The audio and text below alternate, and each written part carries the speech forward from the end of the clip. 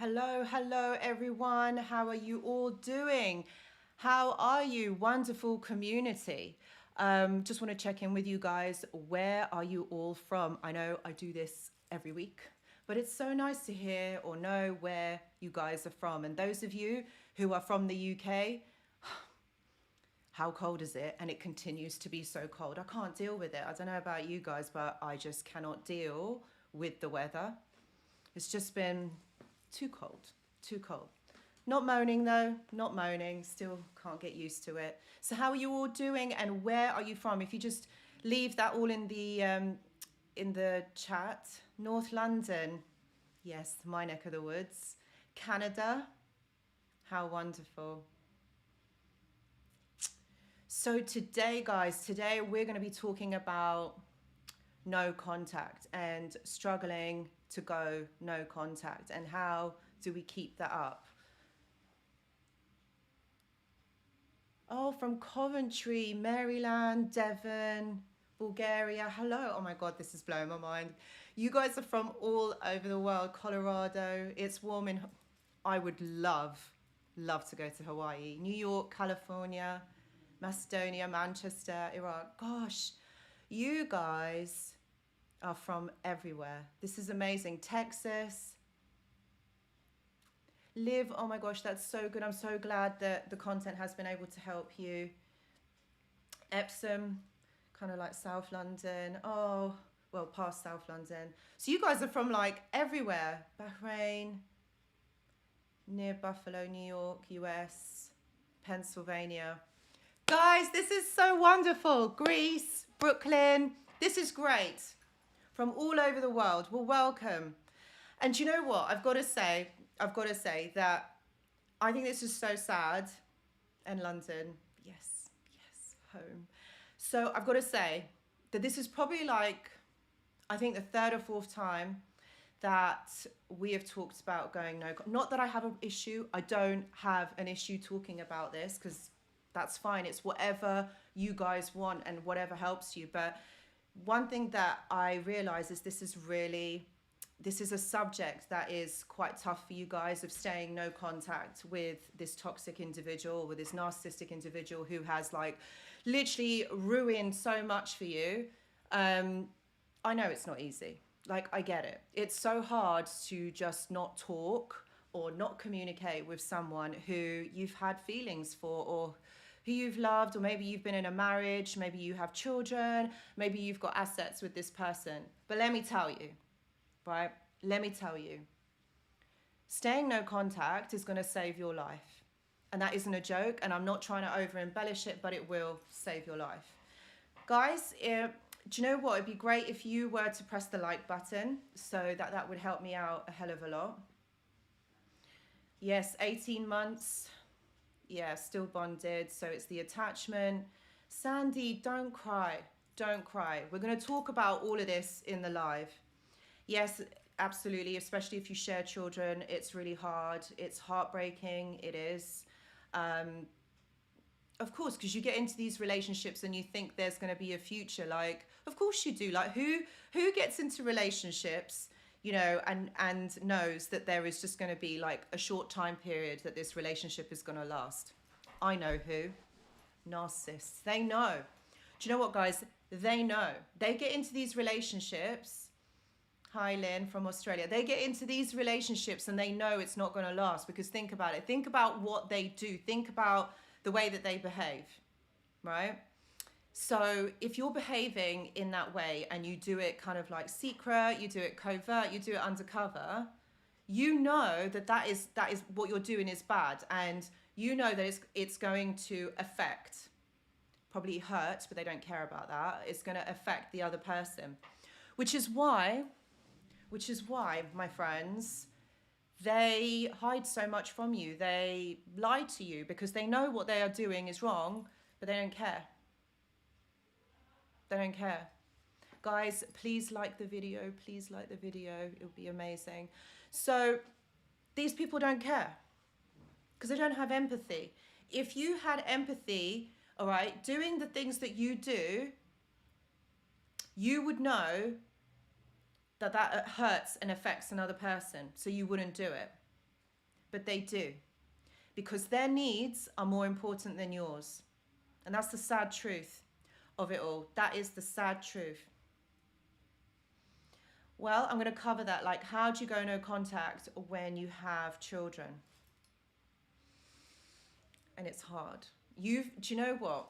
When you have children, that's the one thing that ties you two together, isn't it? It's the children or it's the assets. And so it's about you trying to arrange, you know, time and space for when these children can see that parent. And I think that's one of the hardest things. Like, you know that this person is like that, and you might want to protect your children. And it's hard because, you know, it's difficult. It's really difficult to send your children to someone who is so toxic, who is so bad.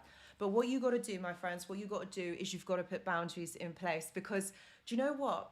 If you don't, these people will trample all over you again. Even though you have gone no contact, even though you're not with them anymore, they're going to come back for you.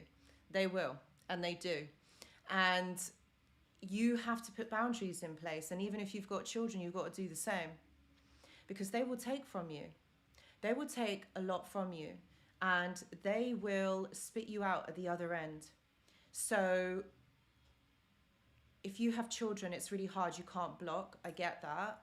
So what I would say is that you would have to set some sort of routine, some sort of boundaries. Maybe if you are in court with these individuals, make sure that you get a good solicitor, and that you know, you've got things in place and things that you can stick to, and that there are consequences. If this person doesn't stick to the boundaries, there's consequences. And also, don't say too much. All right, don't say too much to these people.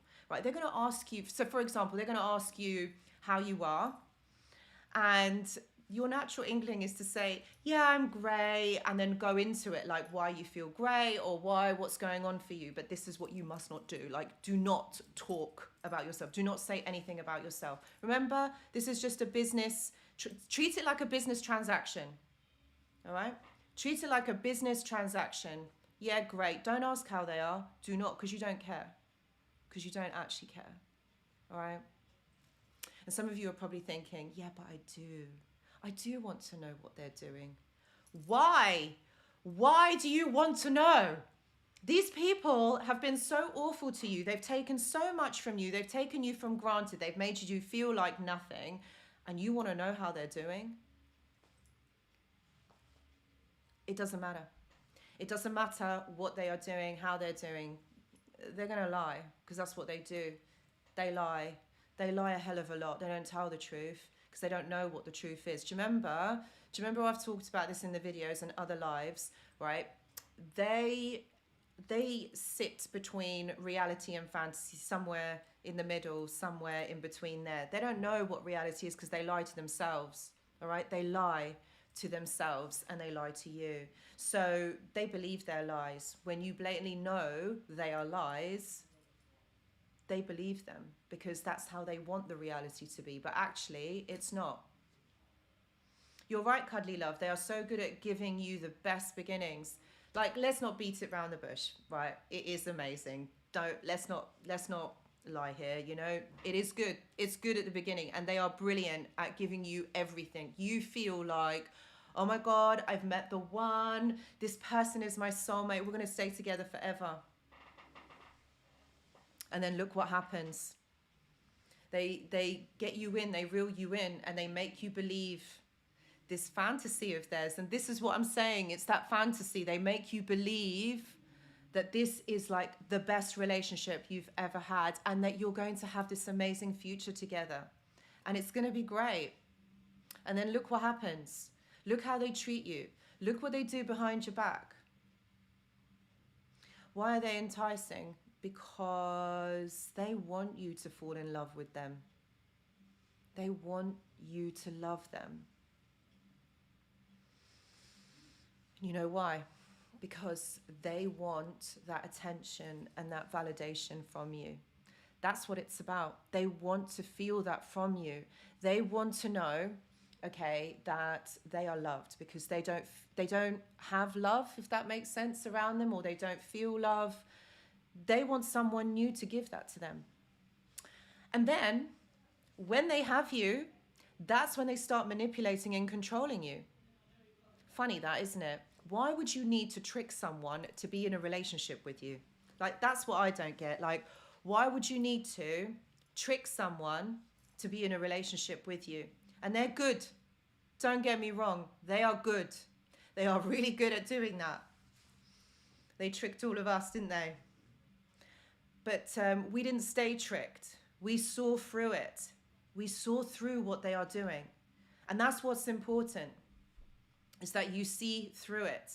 And the thing is, all right, that's right, they reflect back.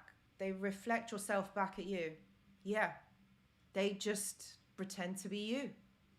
And that's why we're thinking, oh my gosh, this is great. They're our best friends. They're like us.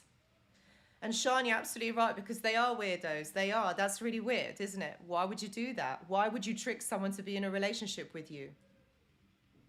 We all did, Sandy. We all did. Thank you very much. Thank you, M. Singh. Here I am 10 months later, still struggling. So why doesn't he give a crap? Why can they move on so quick? Okay. They move on, all right? They move on with new people really quickly because they don't feel attachment. So they can't attach onto you. And this is really evident, okay? If you really think about it, someone who is with you, okay, in a relationship, Sunny just goes with someone else. Like, what? And you don't even know that it's happened, or you don't even know this is going on. And it just like that. Because there is no attachment. They don't feel the emotion or the depth of emotion the way that you do. They don't connect to you in that way.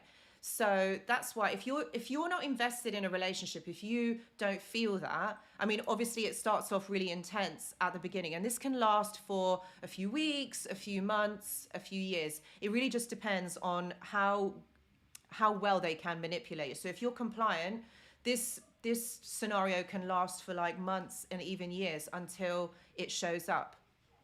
And so they don't care because they don't connect to you.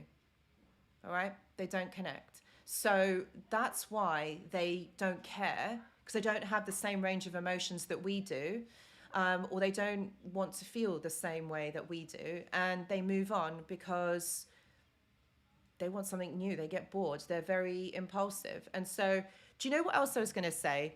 Is that it's about this boredom that they feel, okay? And they're impulsive in nature, and whatever they feel at the time, they need to do it. They need to have it. So it's not like, say for example, they get with a new supplier. It's not that the new supplier or the new person is prettier or better looking than you, or has more money, or has any of those things. It's, do you know what it is? It's basically it's that excitement, it's that chase. That's what they like. It's not even the sex, it's not even the person, it's not any of that. It's just the excitement of getting that attention from that person. So we do suffer because we do feel like it could be us, or it could be something that we've done that we've made them leave, or, you know, maybe we could have changed in some way, maybe we could have made this better, but it's not even about that. Do you know what? It's not even about that. It's not that the new person that they have left you for is better. It's just because they get bored so easily. Not bored of you. They don't actually want to leave you, which is why they leave and then they come back. They always come back. It's only when you say, no, like, I'm done, that's it. And that is the formula, guys. It's really hard to say no, but you kind of have to, because it's going to save your life, because this person will keep coming back. And this is part of the attachment disorder that I talk about a hell of a lot in the videos. You know, they can't attach to you in that depth. You know, they can't attach in, you know, where they have feelings and they can, you know, feel that. Like, think about it. When you get into a narcissistic relationship, it starts off really intense, like too intense. You know, you have everything happens within like a week, and in you know, in a month you're already getting married. You know what I mean? And like all of this is happening within such a short space of time. And you know, it overwhelms you, doesn't it? Because you're thinking, oh my God, like really? And at the time, you don't realize it because look, it feels good. Like, let's not see it another way. Like, it feels good because this person is fully invested. You're getting like loads of attention from this person. You're going out, you're doing fun stuff, and it's great. This person is really responsive. They're probably like remembering things and trying to make you laugh, trying to make this happy. And look, and that's what happens at the beginning. So they trick you, all right? And then that's it. You're never going to get back to that part of that relationship. It's always going to go downhill from there. Even if you get back with them because you're thinking, oh, maybe if I get back with them, you know, it might, they were like that once before. So maybe, you know, maybe the relationship can get back to that. No, it doesn't. It never goes back to that. They never do that. You know, they never do that for you. And so once that happens, they detach. That's it. And so they just keep you there because they just string you along. It's easy. And this is what I'm saying. When people do that to you, what you've got to understand that this is like a serious mental health disorder. It's serious for someone to do that, for someone to have issues with interpersonal relationships. How can someone be like that? They cause so much destruction around them. They ruin so many people's lives. You know, they don't care about you. They don't care about others. As long as they get what they want, then they're happy and they're not going to change. You think that, you know, by telling them they're a narcissist, by telling them, oh, I know what you're doing, you know, if you do this, it's going to help, or if you do that, it's going to be fine. They don't care. They're not interested in changing. They're not interested in changing because they get their needs met. They get what they want. So why change? When you're getting what you want, why are you going to change? And that's the way you've got to look at it. It's like there's no connection. There's no empathy. They don't care. So that's why they do what they do. And isn't that sad, my friends? Isn't that really, really sad that this person who has so much potential, has so much capability, because that's what you see. You saw the potential, you know, in that person. And the potential, you know, in this relationship, what it could have been. But we can't stay in that fantasy of what it could have been. You have to, you know, at some point you have to see the reality. You have to see it for what it is. And the fact that you are here makes me realize that actually you saw something, or my content or the content on YouTube has resonated with you in some way, which is why you then started looking at more narcissistic videos. And so the information has resonated, hasn't it? On some level. So the fact that you're thinking, I can't just stay no contact. I cannot just not contact them, or I cannot just reciprocate. Why? You already know they're toxic. You already know what they have done to you and how they've made you feel. So this really is a question about acceptance. Accepting the situation. Accepting the reality. Cuddy Love, you're absolutely right. We need a narcissist registry. I don't want to fall for another one. They need to be registered. It's true. They should all be diagnosed. They 100% should. But you know as well as I do, diagnosing someone with narcissism is just really difficult, because I don't feel that there's enough evidence. I don't feel like this is just my opinion, so don't take it as gospel. Like, I don't think that there is enough information out there yet. These people walk freely among us, you know, and ruin so many people's lives.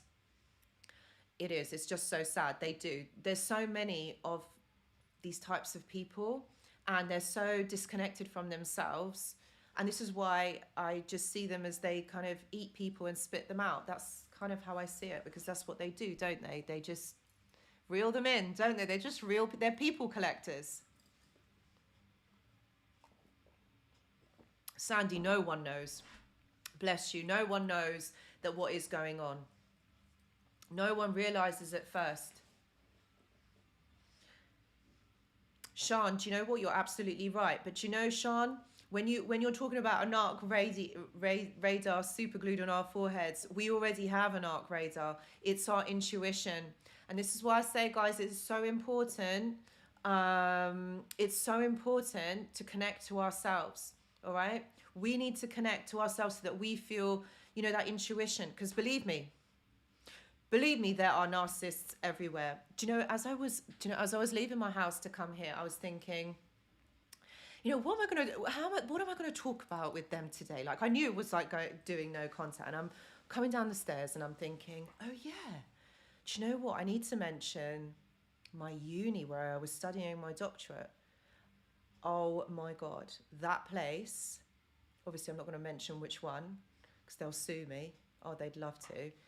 It was a cult. It was literally a cult. The person who ran it, she's quite big in the literature world.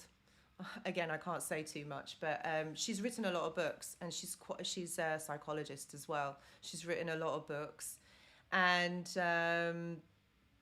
she run this cult. There were people like literally they were worshipping her, and I'm thinking to myself, okay. And the way that she run this university was very controlled. She had her favorites. No, Sean, it's not the man with the glass eye. No, he had nothing to do with it. He had nothing to do. I just worked there. So for those of you who weren't on the Saturday live, I was talking about an experience that I had with a narcissistic boss. I worked in a low secure mental health hospital in South London. And yeah, this guy, he was very narcissistic. Again, really controlling, really all the women in the office just like worshipped him. And the worst thing about him, he looked so weird. He had like a glass eye as well. So for me, just when he looked, like one eye would look that way and the other eye would just, it was just so weird. Anyway, yeah, just was a weird experience. And so yeah, like there was a lot of people that were, and again, can you see, it's the people that worship these people, and it's about power. And that's what I'm noticing, the trends of this. It's about power. They want, this is what I mean about the attention, this is what I mean about the validation. They want you to just give them everything. Yes, the glass eye. Oh my God, Sean, seriously, because you're gonna make me laugh again. Yeah, it's they want you to give them everything of yourself. Mr. J, no, I was not an ex-Charlie's Angel. That would have been cool, wouldn't it? I would have loved. Sean, stop it with the eyes. No, there's no way. There is no way I am ever getting in contact with him for an interview. There isn't just... No, he gives me the creeps. The guy is creepy. Like with my university, my old uni where I was doing my doctorate. So this is what I mean. Like there's narcissists everywhere. And do you know what? The worst thing at the time when I was studying, I didn't click it, but I knew there was just like there was like this weird sense, you know, like this weird energy about the place. I guess that's what it was. It was just weird. And that's why I like looked and I thought, why is everyone worshipping these people? Like, seriously, he's the boss. She's just like the person that owns the, like, why? But they demand it. Right, no more eyes, Sean. Yeah, they just demand it, don't they? They demand it all. You can always tell a person by their eyes, talking of eyes. You can always tell what a person is like by their eyes.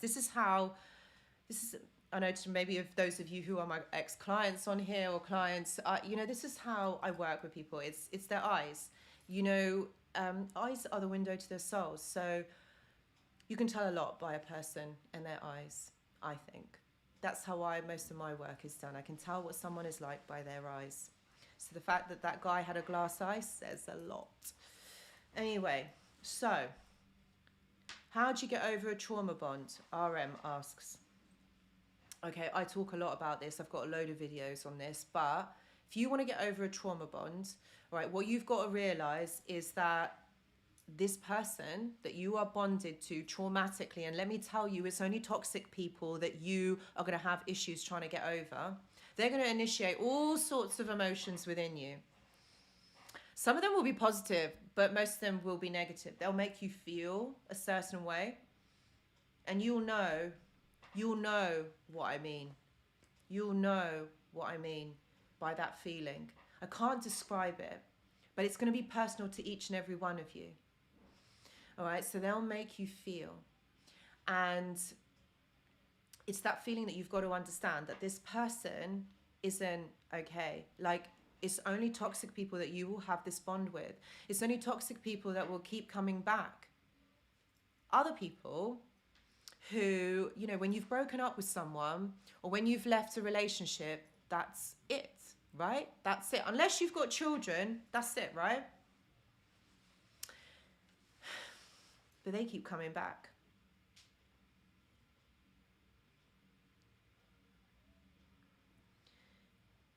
They keep coming back because they want to know whether you still care about them, whether they can still have your attention, whether they can still have you. Not in that way, because it's never going to be a relationship like it was before. They want to come back and see if they can get, you know, your attention, your validation. So when you're getting over a trauma bond, this is what you've got to realize. This is what you've got to understand, that this person isn't looking for a relationship. They're looking to see what they can get from you. And this is what you have to understand, that actually what you are still bonded, or what are you traumatically bonded to this person, is how it was at the beginning of this relationship. And it's never going to be that. Okay. All right. It may be for maybe a week, a few days, a week, but it will go back to that. They'll leave. And so it will never be that type of a relationship as it was at the beginning. And they will try. They will pull on your heartstrings. They will manipulate you. Believe me, they are good. They know. They know you. They've been with you for a period of time, so they know. You know, there's this is why narcissists have so many exes, why they keep in contact with them, because those exes that they still keep in contact or traumatically bonded to the narcissist, they can't let that person go. They can't forget about them. So that's why when the narcissist goes back, they're still together for a short period of time, and then the narcissist leaves, goes, and then they come back again. And that's what happens. Isn't it weird? Because think about it, when you end a relationship with someone, that's it, it's over, it's done. Both parties know where they stand. Why is someone going to come back? The only reason why someone comes back is, okay, maybe if you're healthy, you come back because you realize that maybe you've made a mistake. But that's not what the narcissist is doing. And how do you know the difference? Well, you know the difference when someone is, like genuinely wants to come back or wants to make amends. They don't do what the narcissist does. The narcissist forces themselves onto you. That's what they do, because they take control of the situation and they think that they can. They think that you can. Sean says, mine was calling me outside as the supermarket. I ignored him 3 times and he still kept calling over to me. I tried to pretend I was deaf, but the woman behind me said, oh, I think that bloke is calling you. Sorry, Sean, I don't mean to laugh at you, but Jesus, see, this is what I mean. They are so persistent, So let's take Sean's example. If this guy, wasn't a narcissist and genuinely wanted to come back, if you didn't answer the phone the first time, you send a text and ask, is it okay that I can call you? That's courtesy. You have respect for that person. No, not a narcissist. They'll continue to call. They'll continue to coming back because they think that they can. A lot of them stalk you, on social media. That's why I always say, be careful what you put out on social media. They will watch you through friends or through people that you know, or they'll try and get in contact with people that you know, to try and just check up on you, or through family members, as you all know. But, like in Sean's case, why didn't the guy just message and say, please, is it okay? Is there a time that's convenient for us to talk? I would like to ask you something, or, something along those lines. That's common courtesy, not just to keep calling. You know, and then the woman behind had to say, I think that bloke is calling you. It's ridiculous. That's just an example of what they do. You know, they might turn up, you know, at your place of work, or they, you know, might turn up at your home, like whatever, you know, whatever they do, they just think that they can do that because they can. They feel like they're entitled to do that. Seriously, like that is not normal behavior. And let me tell you, that isn't normal behavior. Thank you, Daniel. Thank you so much. Daniel says, thank you, Anushka, for all that you do to get us through. I am too old for the drama. I live in peace or without a companion. Daniel, you are not too old, but you are very welcome. You are very welcome. I want to help every single one of you to realize that actually you can get past this. Once you understand this from a different point of view, you can so move forward from this, you know, and live the life that you were meant to live. Not this kind of existence like, oh, you know, this has happened to me. Don't let this be the defining moment, you know, of your life, like this person. I mean, who are they anyway? Seriously, like, who are they? Daniel, like, honestly, you're not old. Your life is just beginning. Old is in the mind. Honestly, it's just in the mind. And of course you don't want drama anymore. Who wants drama? I mean, what they do is just absolute chaos, you know? It's like they come in and out of your life like it's just a crash and a bang, isn't it? We all want to live in peace, but you will find someone, Daniel. You will find someone when the time is right for you, okay? And if you don't, that's also fine. That's also fine, but you know what? Hats off to you. So yeah, like you've got to be aware that these people do whatever they want to do because they feel like they can. And it's up to you to say no. Like, and it's hard because they do pull on our heartstrings. Like the things that they say, the things that they do, you know, bring us back into that relationship, that time in our life, you know. And that's what they do. They play on the memories that you guys have. You know, the memories don't mean nothing to them. It's just a form of manipulation. Because if they had that emotion, if they felt something for you, they wouldn't have done what they've done. And you wouldn't be in this position. Okay, they wouldn't, I don't know, they wouldn't treat you the way that they did. They wouldn't say the things that they did. They wouldn't have made you feel worthless. They wouldn't have cheated on you. They wouldn't have left in the first place. Like, those are things that you've got to understand, that these people, you don't just do that by accident or it's a mistake. You go out willingly to do that. You go out willingly to be manipulative. Like, you go out willingly to be controlling. You go out willingly to cheat on someone. Like, that is something that is pre-planned. It doesn't just happen like that. You don't wake up and suddenly think, oh, today I think I'm going to manipulate someone because I feel like it. No, this is pre-planned. So the fact that they believe that they can come back or that they can still do the things that they do, even after the relationship is ended, like, this is what I mean. You've got to realize that these people, they don't mean what they do. This isn't about, oh, I want to come back and make amends. And this is why we feel that trauma bond, because these people are still kind of in our lives. And that's why, you see, this is the drama, this is the chaos. And this is what I'm saying. Like, this is why no contact will literally save your life. Do you want this for the rest of your life? Because they'll keep coming back. They'll keep doing this to you. And really, like, the no contact is your power saying, no, like, I'm done. I don't want this anymore. You've got to evaluate your life and think, am I worth this? Is my mental health, is my sanity worth this person? Because let me tell you, the more time that you get reeled back in, or the more time that you go back, or the more time that you engage with this person, the more that you are drinking the poison. You are literally taking on their toxic energy. Like the people that we hang around with, the people that we are with, we take on their energy, sometimes maybe their mannerisms, the way that they think, the way that they talk. We just do, because we have the mirror neuron. Us human beings do have the mirror neuron. So, we take on those people's energy, which is why we end up feeling the way that we do. And this is why I talked about it in the last live, the anxiety, and the stress that we feel. Why is it that we just never feel happy? Why is it that it's never just okay? There's always got to be something wrong. There's always something wrong in this relationship. There's always chaos. Why can't it just be peaceful? And why can't we just be okay with one another? Because that's them. They are chaos. Think about you've had, right? So you've had these people in your life, and you got to think, you've had a snippet into the way that they think. They have shown you who they really are. Like, if you take away the emotion, take away the love that you used to feel for them, you have seen who this person is. Yana says, does the narcissist ex, will they come back even if they got married and I refused the hoovering many times? Yes, they will. They'll keep trying. They'll keep trying. Maybe, you know what, Yana? They might leave it for a bit and then come back. You're absolutely right, Daniel. You'll never figure them out because we just don't think like that. They have different motivations. They have different things that they want satisfying within them. And it's very different to what we need and what we want.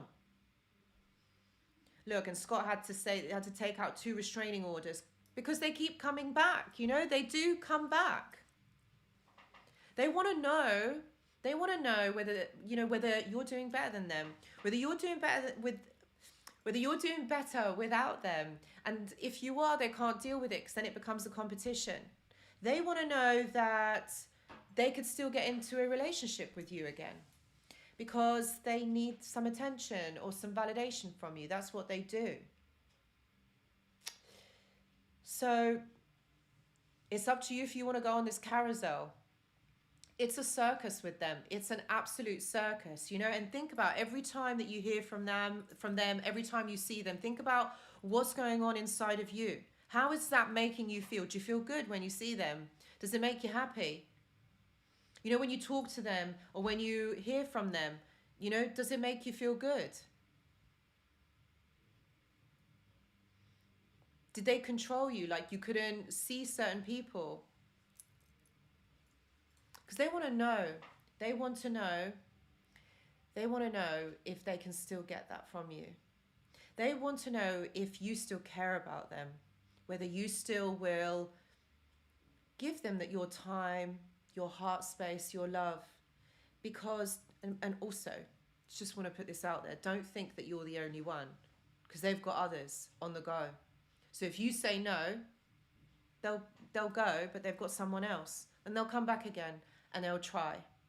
No other human being, all right, let me just tell you this, no other human being does this, all right? If you're toxic or you're narcissistic, they will do this. This is why it's so strange, like it's so weird. This is all to do with the attachment disorder, all right? So if you're a healthy person, you're not going to keep coming back. You're not going to keep causing dramas. You're not going to keep calling 6 times in Asda. You're not going to keep showing up somewhere. You just don't do that, right? Only someone who is toxic, only someone who is narcissistic will do this. Why? Because their need for your attention or other people's attention cancels out everything with them. Like, that is their number one motivation. They want to know that you still care about them. They want to know that you will still give them attention. That's what they do. No, and it's healthy individuals don't do this. It's because they're so impulsive, they don't think things through. They just go with what is going on in the moment. Oh, what's happening with this person? Let me get in contact with. Embarrassing if I'm calling someone, you know, or if I'm showing up somewhere. Like, they don't care about that. It's just what you know, like what serves them in that moment. It's impulsivity, and so they can't settle, which is why they behave in those ways. Right, Sean says, I know someone who's been with a narcissistic bloke for 30 years. Imagine that. I bet his family know he's not quite right, but they can't quite put their finger on it. Exactly. Laurie's like, when I see him, I literally want to throw up. I don't blame you, Laurie. I don't blame you. Chanel says, I know someone who got a psychosis by narcissistic abuse because it was too much. That's so sad, Chanel. That really, really is. They keep coming back. And look, it's affecting people's mental health to the point of destruction, to the point of psychosis, anxiety, stress. Think about what all of this is doing to you.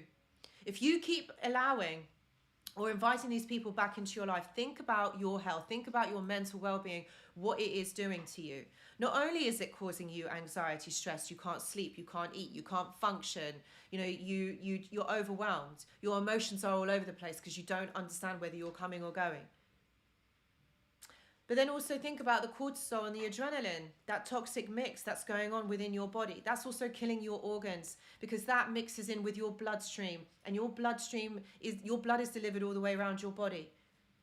Think about it. This is why they're called toxic people, because what they are doing is poisoning you. So when you're staying no contact, you're not drinking that poison. You're not engaging in that toxic energy. And this is what you guys have got to remember. You've got to override your emotions, that warm, cuddly feeling. You know, when you think about them, when you're like, oh, I remember this. Stop. Because look at the reality of the situation. Why are you here? Why are you here on my live? Why have you been watching videos on narcissism? Because that information has resonated with you. Because you have realized what and who this person is, why they behave the way that they do. You've got to on some level know that this isn't normal behavior. It really isn't what they are doing. And so you've probably learned so much about narcissism that you could start a YouTube channel, you know, and start talking about it.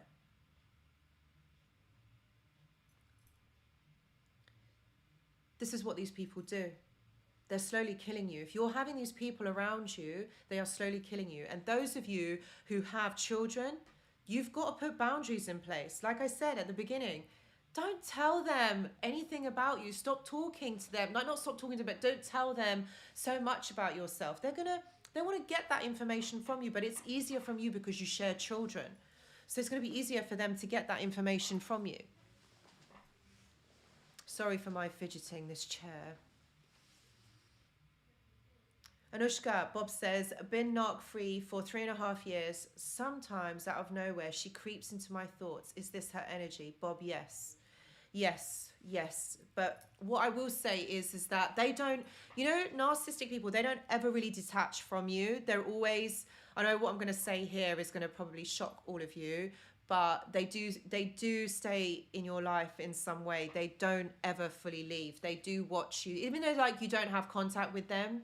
They're still around. And Bob, yeah, it is the energy. So it could be her thinking about you. It could be her probably thinking about you. And so that's why, you know, she's creeping into your thoughts. A lot of you had mentioned on these lives, you know, in the comments of the videos that you still dream about them. And yes, it does happen. It is a phenomenon. It is a thing. But this is the energetic exchange. The thing is that narcissists, because they've got their hooks into you, they don't let go so easily. So this is why they keep coming back, because they believe that you are their property. They believe that they own you. That's why they're doing it. Do you want to be owned by a narcissist? Because that's what they're doing. They think that they can do anything that they want to because they own you. They own you emotionally. That's what they're doing. And that's part of the attachment disorder, because they think that they own you. They objectify people. And I'm sure you guys have heard of this. When somebody objectifies someone, they can't connect to that person. They have no depth of feelings, which is why they're able to move on. You know, so they've got you, you've got the relationship, they just put you on hold and then they go. And then you think, oh, I'll come back again. You know, because I can. I own that person. I own them emotionally, you know, psychologically. They're mine, so I can do what I want. And so that's why saying no contact is literally going to save your life. And that's why you have to remember that this isn't just a little tool or technique, okay? When you're healing from someone like this is going to change your life. This is going to change you as a person. This is going to change your outlook on life. Because this isn't just healing from a really bad relationship. This is a whole overhaul of your life. You are never going to be the same person that you were before you met that narcissist. And isn't that sad? You kind of lose the innocence of life. so to speak. You're never that person.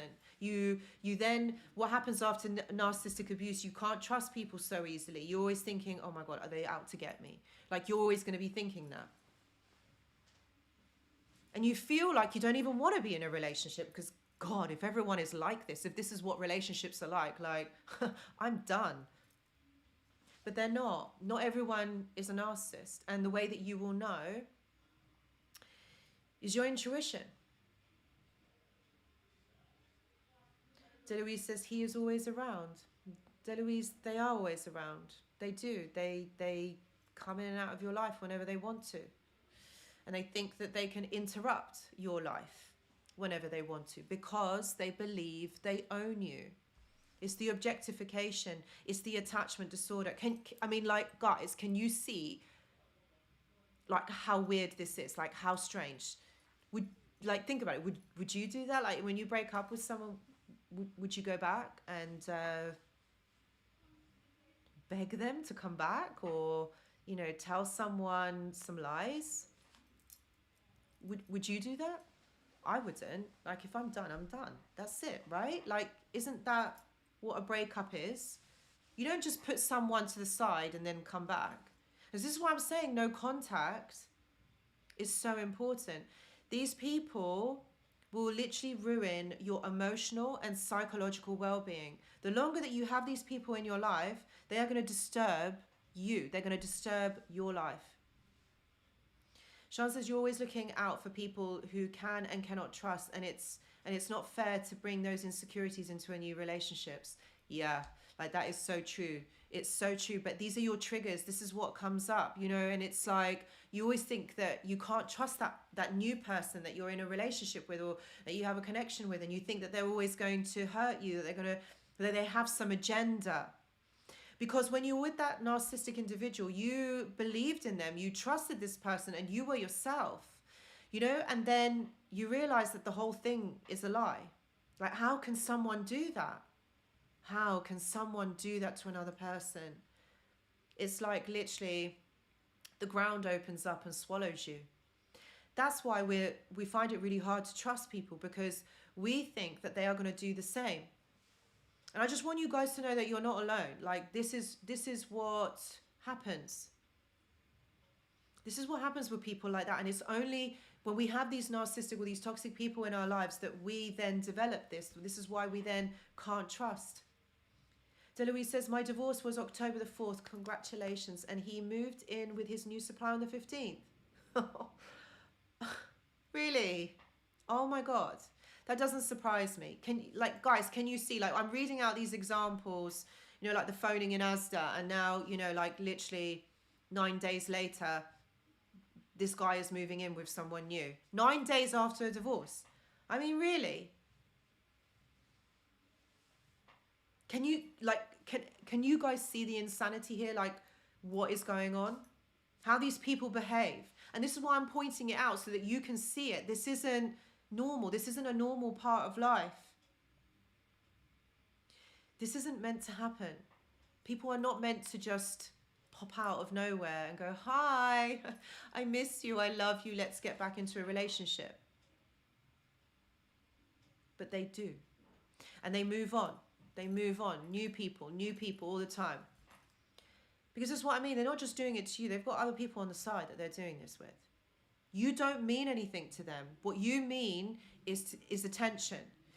And that's what I'm saying. People are interchangeable. When you objectify people, so for those of you that don't understand objectification, okay, so we've got the mobile phone, right? I love my mobile phone. Because you know what? I can call, I can do my social media, I can run my business, I can answer emails, I can call anyone in the world. I love my phone. But the difference is I'm not in love with my phone. I love my phone, but I'm not in love with my phone. So that's to do with attachment. But the narcissist is like, I love my phone. It's that level. Do you see what I mean? Because that phone can do something for them. I love my phone because it can do something for me. So it's an object that can do, it's transactional, yeah? That's how they think of you. if you can do something for them, they're going to be all over it. They're going to be all over you. They're going to keep coming back for you because you do something for them. If you say no or you stay no contact, you're not doing anything for them. You're not giving them anything. That's right, psychic consultant PhD. Just never go back. What are you going to go back for? For more abuse? Is that what your life is about? Abuse? And is that what you are here for, to endure abuse? It's not about that, is it? Your life is about so much more.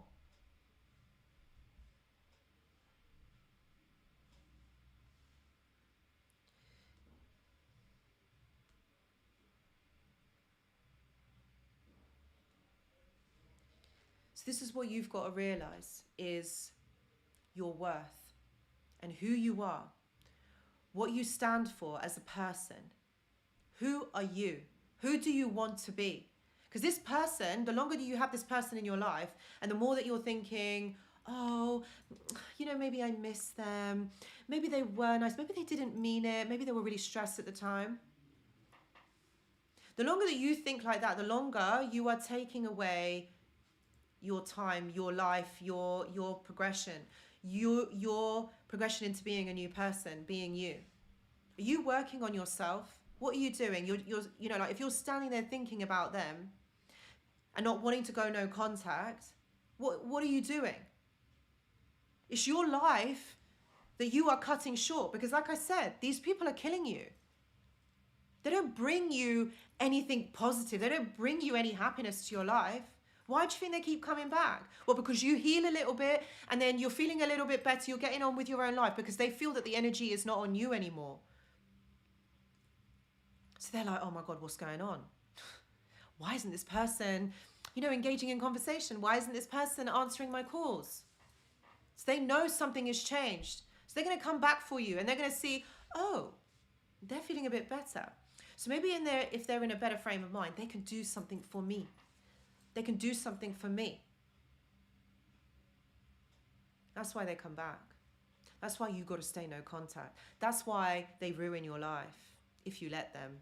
But you can rise from this. You can move forward from this. Doesn't mean you've got to stay stuck. Doesn't mean that this relationship or this person has got to define your life. Okay, even if you have children, doesn't mean that this person has to define your life. Your life doesn't stop just because you have children and you've moved on, or you've had a divorce.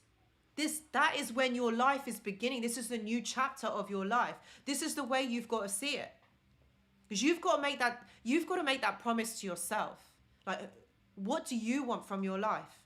Because the more time that you're, like sitting there thinking about them, thinking about, oh, maybe I should get back to them, maybe I do want them.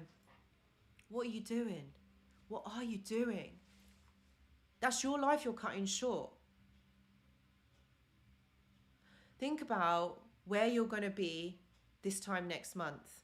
It's a brand new year, which actually reminds me, I've got a mentorship coming.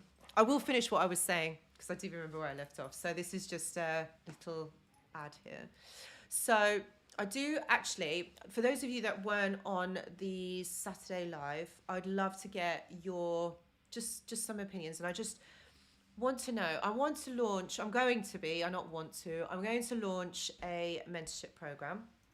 And I'm going to start it in January because I'm thinking, okay, new year, new you. And I'd love it if all of you were to join. So what I'm going to be doing is I'm going to be going live in a Zoom, like a group therapy thing. I'm going to, basically what I want to build is a close-knit exclusive community. That's what I want. For those of you that want to elevate your life, that want to take your healing to the next level, those of you that might have healed already and thinking, like, what's the next stage? Like, how am I going to get over this? How am I going to do this? This is going to be more intense than my lives are. Like, these are for people who are ready to make that change in their life, because so many of us, we do struggle. It is hard, but this is going to be coaching. This is going to be motivation. This is going to be changing the way that you think about things. This is going to be like psychology led. So there's going to be like worksheets. There's going to be also, I'm going to do like tutorial videos, like, you know, about your health, about so much. There's going to be, what else are we doing? There's going to be, yeah, like group chat and a place where you can feel safe away from, because you know, like this forum is public and obviously we can't say too much. We can't really reveal so much. And those of you that do, like, I really appreciate that. But this is going to be more private and exclusive for those of you who want to elevate your healing, like get to the next stage. I'm going to take you there. I'm going to take you to the next stage, like to change the way that you think about this, to change the way that you know what, you want to see life, because life isn't this illusion that we are led to believe. This is so much more. You are so much more than what you are right now. And this is what I want to do, is like take you to the next level, to see your potential. Done living small, done being worried. You know what, I'm going to even include like some, you know, like financial, motivational advice. Angie, thank you so much, dear. Thank you. So if those of you that are interested, type yes in the chat. Please type yes in the chat so I know who you guys are and like who's interested in it. Laurie, thank you so much. I've got your emails. Did you get my email? I did email you yesterday evening. It was late. I was working late yesterday. So yeah, for those of you that have registered your emails, I am going to be sending something out within the next 5 to 7 days. I'm just writing it at the moment. I just want to put it all together because like the new year's approaching fast. Like, can anyone believe it is like the 13th of December? I can't, you know, since I've got back from Greece, my weeks, my months is all muddled. Like, I can't believe it's like Christmas next year, next week. How has that happened? Thank you so much. Thank you, Midnight Blue, Angie, MP Boston, Deloise. That's amazing. Yana, Sandy, Chris. Dedicated Digital. Amazing. So, yeah, like, thank you, Magdalena. Despliak, Josh, Colibri, Mr. J. This is great, guys. This is amazing. Guys, I'm so happy. I'm so happy. We are going to have so much fun, right? Listen, you know that healing doesn't have to be boring, or it doesn't have to be sad. Like, it doesn't have to be this way, because, you know, like everyone's like, oh, healing is so hard. Healing is this and this and this. No, we're going to have so much fun. This is going to be a close-knit community, exclusive community. And I'm going to have early bird prices. So those of you who do want to know about the early bird prices, and they're going to be fixed, okay? So guys, in the description box, there is a link where you can sign up to the mentorship. I basically need your emails. That's what I need to. So just sign up your email, and I will be sending emails in the next 5 to 7 days, all right? Guys, I love it. This is amazing. Right, we're going to have so much fun. This is going to be amazing. They're going to be better than the lives, like so much better. Anyway, so what was I talking about before I mentioned it? Oh, yes. So the new year is coming, all right? And you guys need to elevate, need to get to the next level, need to stop thinking about this person. Heather, amazing. I need to register my, Sean, go and register your email, love. Do it, please. I'd love to have you on there. Laurie, thank you. Sarah, amazing. And Sandy. Sandy, there's the link. Just catch onto the link. And E as well. Thank you. Yeah, so you know what? This is what these people do. This is what the people do. All right. Jan, you should have been cooking. You should have been on here. Like, I don't know why you were cooking. You've missed so much. You really have. Anyway, so this is what they do to you. They poison you to death. And now look at what you have to do. Like, they come into your life. There's this whole whirlwind of what's going on. And they cause a storm in your life, and now look, you got to heal from it. The trauma that they have caused is now that you've got to heal from it. Look at this. This is the sad reality of this situation. SM, I'm so sorry. I'm from Pakistan, struggling with no contact after a brutal discard. SM, I hope you rewatch this live, and I hope that it helps you. I really do. But you've done the right thing by going no contact. You all have. All right. This is what I mean. Like, you've made that decision to go no contact. You've done the right thing, you know, because somewhere in your heart, somewhere in your mind, your body, and your soul, you knew that this was the right thing to do. You got to stick to it. You've got to stick up for yourself. You've got to make that promise to yourself and do it. Because if you don't, who's going to do it for you? This is your life. This is your choice. Remember, in life, we have choices. Sometimes we make the wrong choice, but hey, do you know what? We get up and get on with it. But when we make the wrong choice, there's consequences to pay. I mean, how much longer are you going to let this person ruin your life and take so much from you? This is about you sticking up for yourself. Thank you so much, Sarah, for joining the journal prompts. This is what I mean. Join the journal prompts. This is one step closer. This helps, you know, with the healing process. You know, think about it. Your nervous system is overwhelmed, is overstrained. Like, many of you have probably experienced adrenal fatigue. Adrenal fatigue, do you know how serious that is?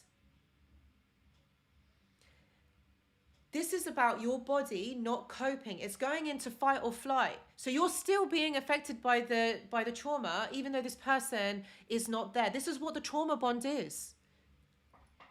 So when you stay no contact, when you go no contact, you're like, I'm done. I don't want to feel this anymore. Yes, you can stay no contact with a trauma bond. It's going to keep playing out because our mind plays tricks on us. It's going to keep bringing up the memories that you've had with this person. Some are going to be like the lovely ones, the things that you have shared. And the awful ones. That is going to initiate emotions and hormonal changes within your body. Not good ones. Because that hormone, cortisol, and that hormone, adrenaline, mixed together is poison for your body.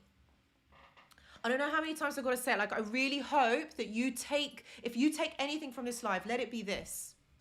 That this person is killing you. The longer that you have this person, they are literally killing you. You want to die young?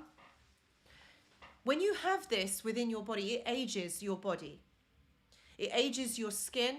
It ages your organs, so your organs don't work properly. It affects your insulin levels as well within your liver. Some of you, because you can't cope with it, maybe you're taking substances like alcohol, you know, maybe smoking something, whatever, just to cope with it. Like, there's no judgment. There's no judgment. I'm not saying you got to stop or whatever. It'd be good if you did, but I'm not saying that you got to stop. But think about what this person is doing to you. You're using those substances, or you're using something to cope, because this person is still in your life, because it's really hard to just like stop. This person has muddled with your mind, has affected the way that you see the world, has affected the way that you see yourself. Isn't that bad? Like, no other human being, unless they are toxic, unless they're narcissistic, does this. You then also are keeping this spiritual, energetic connection with this person. And remember, they are toxic. Remember, they vibrate on a lower level than you, meaning energetically, vibrationally. So you're still keeping that, because what you're doing, you're like a battery to them. You're keeping them going. That's why they check up on you. That's why they are watching you. That's why they're coming back to you.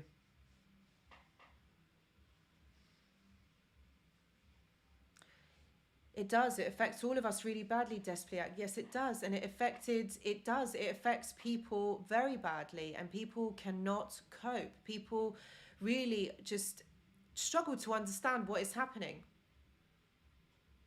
And Sandy, you've been on a diet. Yeah, you see, when you're having elevated levels of cortisol and adrenaline, you know, I talk about this quite a bit. What it does is it really affects our internal organs. And sometimes we feel like we put on weight during and after this relationship. But actually, it's not you putting on weight.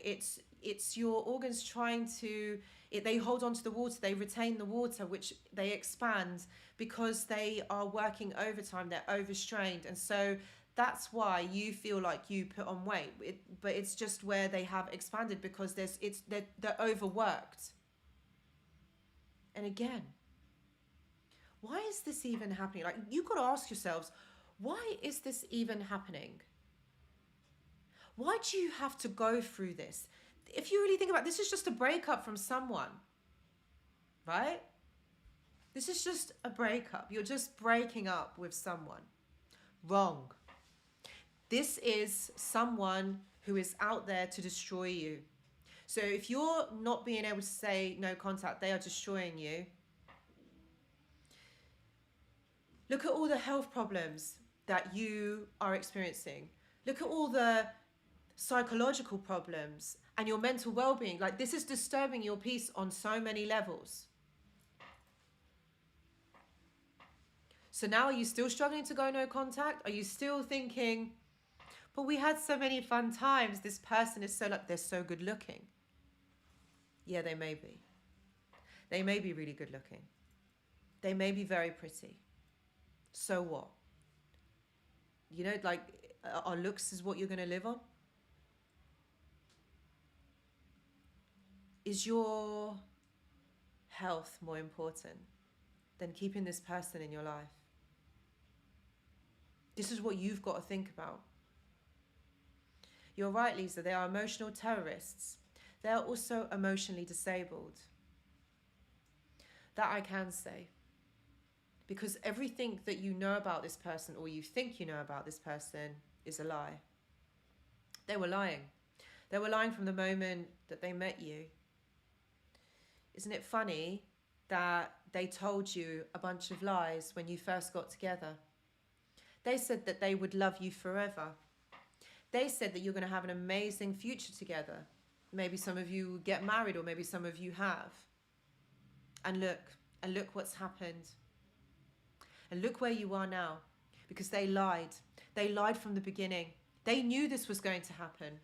And it's like Peter says, is this normal? Is this normal behavior? Does one human being do this to another? If you have no empathy, if you don't have that emotional connection, then yeah, you can do that because you don't care. You just don't care. Because you know what? It's not just you. They've got other people in the background. They've got other people lined up. It's not just you. They're going to do it to everyone that they meet. And this is what I mean. They affect so many people's lives. Like, why would you do that? Why do you need to have like 10 people at once? Like, why do you need to have so much attention, so much validation? And it all stems from their childhood. Like, if you've had a really traumatic childhood, that's where it stems from. Remember, they made that choice. They make that choice. I know that a lot of us here didn't have the greatest of childhoods. Like, yeah, it was traumatic. Yes, it was hard. You know, and a lot of us are carrying these deep wounds from childhood. A lot of us think that we're not good enough. A lot of us think that we don't deserve certain things. We don't deserve what we've got or who we are. And these are the scars from our childhood. But did we go out to hurt others? Did we go out and trick other people, sleep with other people behind someone else's back? No. That's what I mean. We have a choice. That's not the choice. That's not the road that we chose. We didn't choose to feel comfort from somebody else's pain, from somebody else's misery. That's sadistic. And they did. They did choose that. Lactis says, I lost over 20 kilograms, most of that in the first month after breakup. I'm now 6 months in and pre-weight before children. Well done, darling.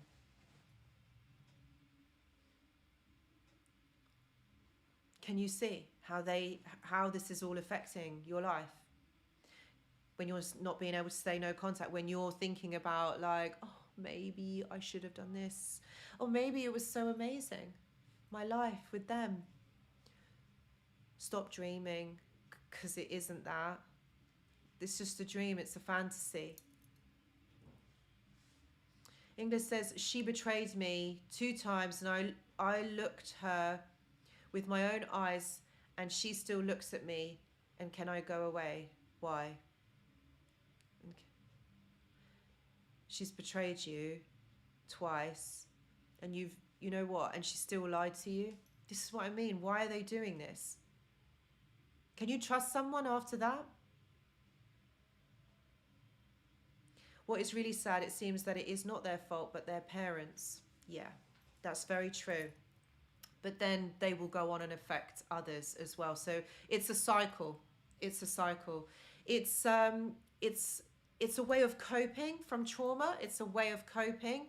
But what they do is their chosen path affects other people in a negative way. So empathy is something that, you know, you are taught. You're not born with it. It's something that is shown. So if your parents have never shown you empathy, or have never given you that validation, then that's what you're seeking for the rest of your life, because you've not received it. That's why they do it. So they go on to affect others. So if these narcissists end up having children, they will do the same to their children. And so can you see that's how the cycle continues?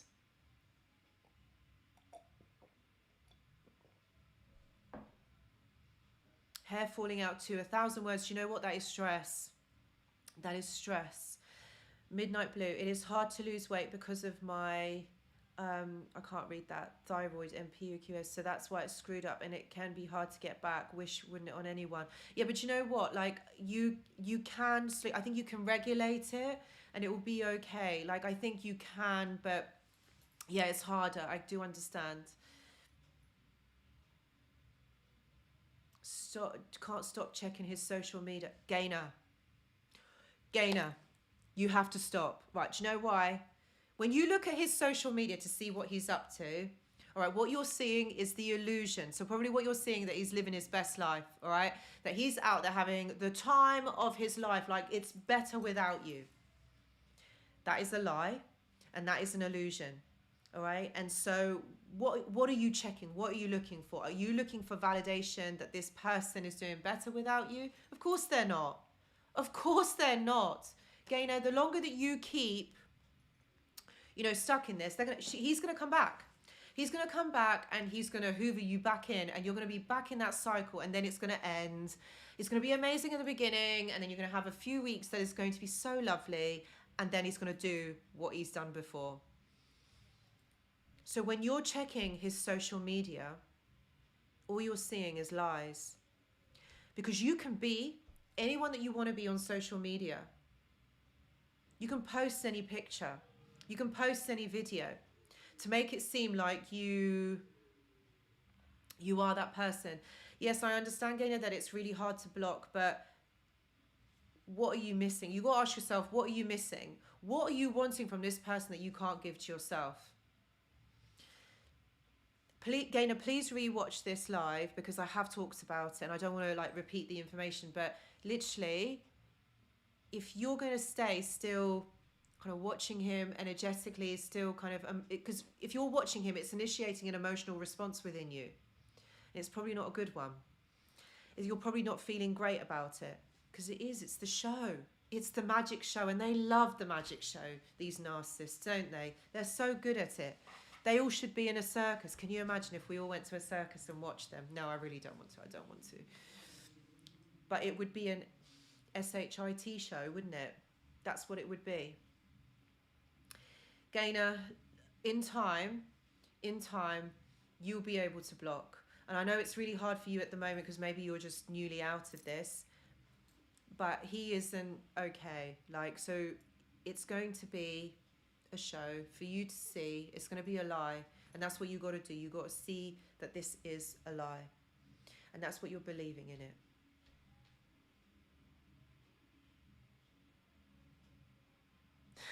When the BS is cranked up, it seems wonderful with a fishy smell. Yes, exactly. Yes, absolutely. Salim says, I stopped talking to her for 1 week, and after she said we should try again, and on the day 1 she blamed me for everything, including her cheating. Of course, she still contacted me again and still playing games. Of course, this is the mind game. Salim, yes. So I'm reading out these examples for you guys just to kind of see like what all of you have been through. And it probably sounds very similar to what all of you are experiencing, just to see like literally that they all do the same thing. Why are you coming back? What do you want? Why? Not you guys, them. I'm talking about them. You know, like, why are they coming back? They're coming back because they want something from you. You can give them this thing that they're looking for. And you know what? If you don't give it, they'll go somewhere else and find it. Please don't think you're the only person that they're doing this to. So that's what they do. They come back. They do. They come back because they want something from you. Not your love. Yes, your love, your attention, but they're not going to give that back to you. So they want something from you. They're not going to give it to you.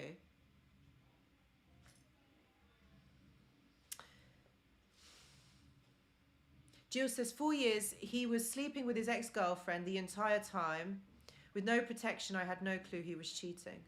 Who does that? Seriously. Who does that? Toxic, narcissistic individuals. Why are you going around sleeping with others? As human beings, we don't need lots of partners. We want that companionship with that one person. That is the normal, healthy, what people do. It's a normal way of that we think. Let me just put it out there. Like, we're not predisposed to actually go and cheat and have multiple partners at the same time. That isn't a thing. So when people are cheating and they are with multiple partners at the same time, there's something not quite right there. And that is a proven psychology fact. We as human beings, we just need one for companionships. You know, like, I've got to bring this up. You know, like penguins, they have one partner their entire life. They do. Penguins are very cute. They don't go around sleeping with others. They don't cheat on one another. They just have that one life partner for the rest of their life. It's not a natural way of being. So it's quite, can you see that these behaviors are not, like, they're not okay. It's not healthy when people cheat. I'm not saying that all people that cheat are narcissists. I'm not saying that. I'm just saying narcissists have multiple partners on the go, not just one, but usually 2, 3, 4, 5, maybe more. Why do you need all of that? What is that about? The validation. Sandy says, someone explained narcissism as someone who puts their head up their own arse and blame others for the smell. I love that. I love that. That is amazing. Yes. 1,000 Words says, this is my second time around. New one is a clone of his ex. Oh, no. So there's obviously something that's going on for them there. I've always said that people who have multiple sexual partners aren't normal. Like, Sean, you're onto something. You're right. It isn't. It's not normal to do that. It's not a healthy way of life, like, to do that, to have multiple partners on the go. It's yeah, not okay. Not okay. We as human beings don't need that.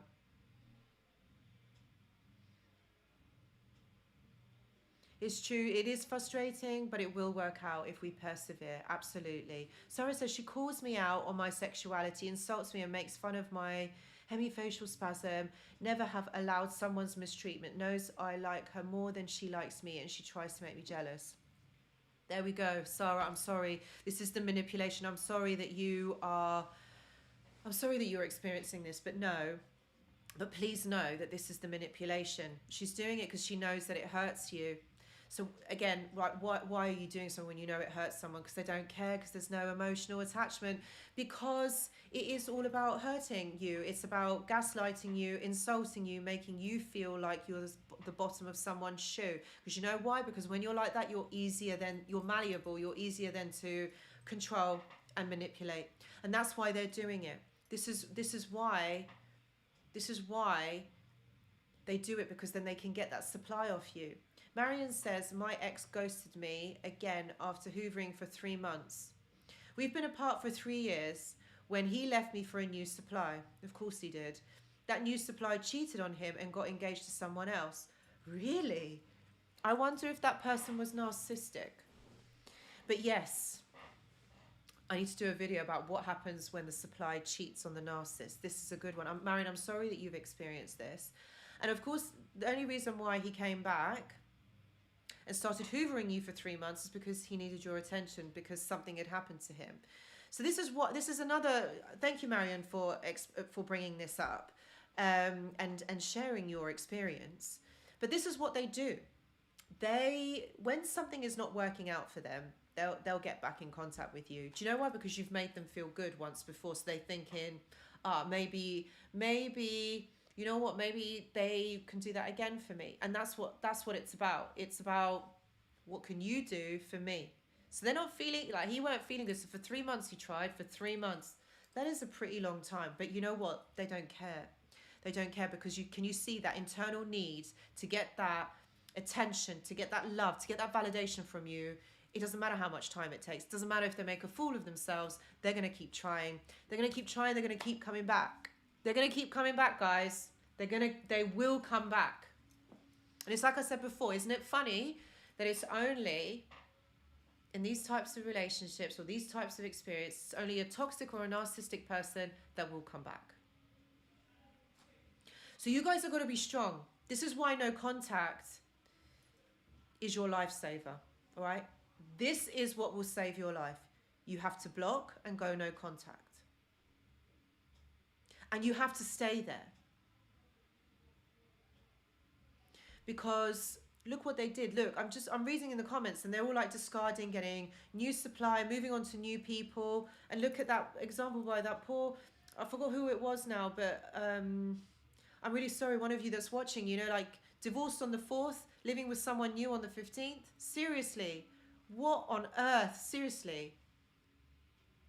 Georgia says, mine was constantly cheating and I had no clue.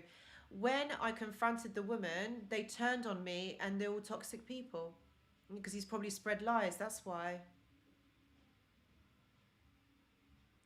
I just found this, I just ended a 7-year relationship. He's abusing drugs again. This is it. This is it. You know, like, they use substances because it helps them to escape what they are going through. So they might use drugs, they might drink, because it helps to escape. It helps the pain, because they can't cope. So that's why they come back. Do you really want to take them in that sorry state on drugs or alcohol? Haley says, do you think narcissists will end up lonely with all the awareness everywhere now? I think they already are lonely. I think they already feel a sense of loneliness within them on some level. But I think they fool themselves. I think that they fool themselves in some way because they think that they can get people. They think that they can still string people along. So will they end up lonely? I feel like they are already lonely. On some level, I do feel like they do experience that. And I do feel that they do end up lonely in the end. Like when they get older, I think they do end up lonely. Ellery, thank you so much. Thank you. Hi, Anushka. Are people suffering from MPD actual narcissists, or do we all exhibit narcissistic traits from time to time? Thank you again.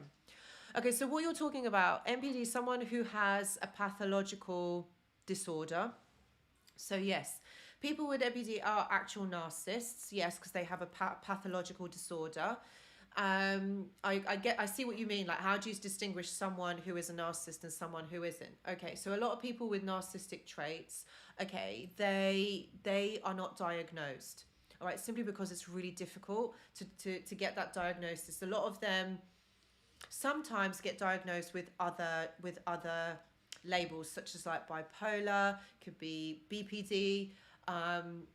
It's also, a lot of narcissists do exhibit like psychopathy. So what it is like you've got narcissists, you've got sociopaths and psychopaths. They are all cluster B personality disorders. It's quite serious because you've got cluster A, B and C. So B is quite serious. It's the same as a psychopath or a sociopath. Narcissists are in that. So to diagnose someone with that, then you need to do like robust tests, and they need to be by psychiatrists that they are diagnosed. Now, can you ever see a narcissist or a psychopath or a sociopath going to the doctor and saying, hey, my mental health is not good? It's just not going to happen. So a lot of these people don't ever get diagnosed. So that's why they walk so freely among us. It's like, for example, the man or the woman who goes out and kills one night. Like all their life they were fine, and suddenly they just go out and they go and kill people. It means that that ailment already existed within them. There was a trigger and they have initiated it.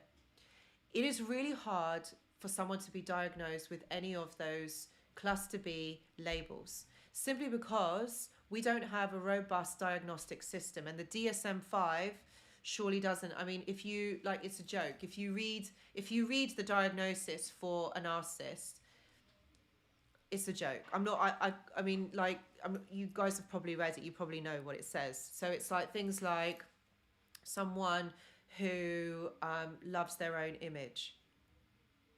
Like, how is that a description? Like, how is that a description? Seriously. So a lot of people with these pathological traits, they're not diagnosed because they're very good liars.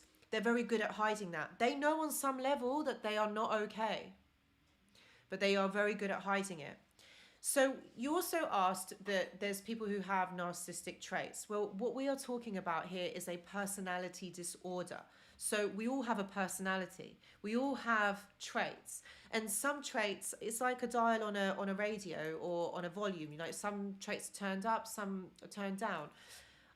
I don't believe in this is my own personal opinion. I don't believe in the term healthy narcissism. I don't think that there is something like that. I think that's a really bad way of seeing it, because narcissism isn't healthy. It's actually something that's very serious. Someone who is a narcissist, someone who exhibits these traits, this is very, very serious. Now, and you're probably wondering, like, so how do I know, like, what's going on? So what you've got to look at is the person's behaviors, not what they're saying, but their behaviors. So a lot of people can say a lot of things. This is why liars are great, you know, or salesmen, or, you know, they sell you the dream. And that's what the narcissist does. It sells you a dream, or they sell, they sell you a dream. And they're good at lying. They're good at creating the fantasy. And we all get sucked into it. But that's what I mean. You've got to read between the lines. Watch their behavior. You know, when I was studying my psychology degree or master's or my doctorate, we were always taught to watch the behavior of your client. Not what is being said. You've got to listen to what they're saying, sure, but what are they not saying? Look at the behavior, the body, the facial expressions. And I'm encouraging you guys to do the same. You know, don't be so quick to be the first one to say things. Like, for example, those of you who are dating and, you know, like, you want to move forward from this, and, you know, like, you're meeting people. Don't be too quick to say things. Like, sit back, listen to that person, ask the questions. Don't you be answering all the questions. You ask them. And you're going to know by the way that that person talks, the way that that person behaves, what language they choose. Yeah, what language they choose to express themselves. Because when you can tell what a person is like by the way that they express, the way that their actions, their behaviors. You will know what they are thinking inside. That's how you know.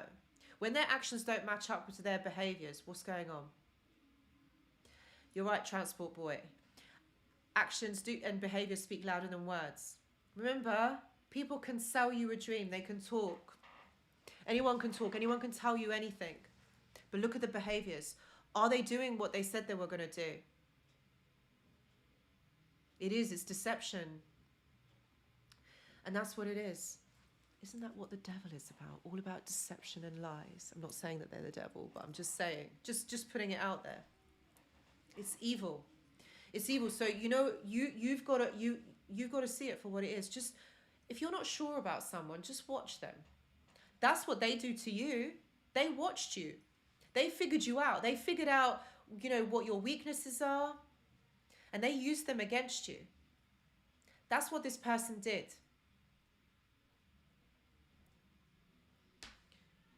So you going forward, if you're not sure about someone, watch them. That's what, in my psychology training, that's what we were, you know, told to do, is you just watch the behaviors, because you will get an inside glance into how that person thinks. You'll be able to read their mind by their behaviors. So yeah, it will really help you. It will really, really help you. You are forced to view them with cynicism. Yeah, you do. You do. Yes, we need to look at what they are doing. Yes, they wouldn't lie straight in bed. Yes, of course. Of course. Can narcs be trauma bonded if the supply cheats on them and leaves them? Marion, great question. Great question. Yes, the narcissist can be trauma bonded, but they don't feel the trauma bond the same way that you do. Remember, the trauma bond is all about experiencing the trauma. So it's your emotions, you know, your well-being that's experiencing that trauma. So you know, like when we experience it, we're like, oh my God, like it's really intense, because we are quite empathetic, we're quite compassionate people.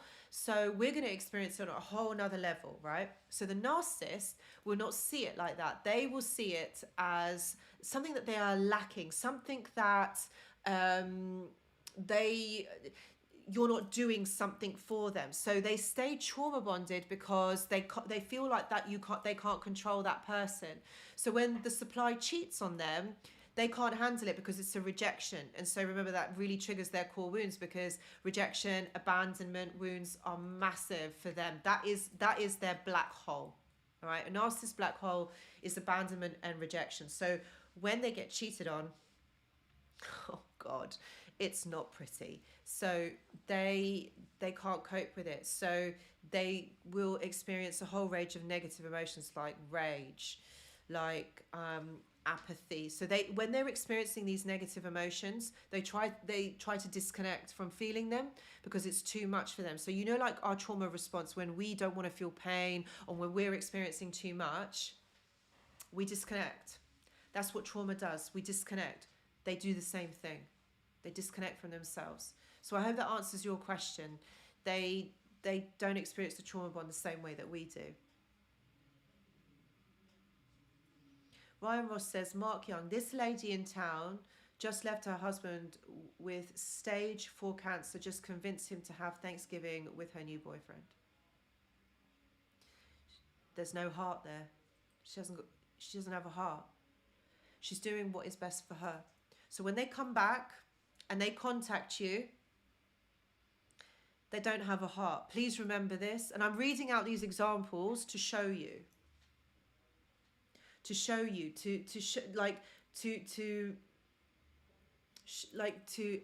give you examples that, you know what, you're not the only ones that are experiencing that. Like, other people are experiencing something similar, and I'm bringing these out as examples so that you can really see these behaviors. Yeah, this is what is going on. Like, every time I say I'm done or I need space, she instantly blocks me. Because you're putting boundaries in place, Sarah. That's why. You're putting boundaries in place. You don't like it. But when you're in a relationship and you feel something isn't right, you should be able to talk about it and tell your partner. Exactly, Transport Boy. But you can't. Why can't you? Because they won't let you. Because you're met with all these emotions, with all this rage. You can't talk about it. They won't let you.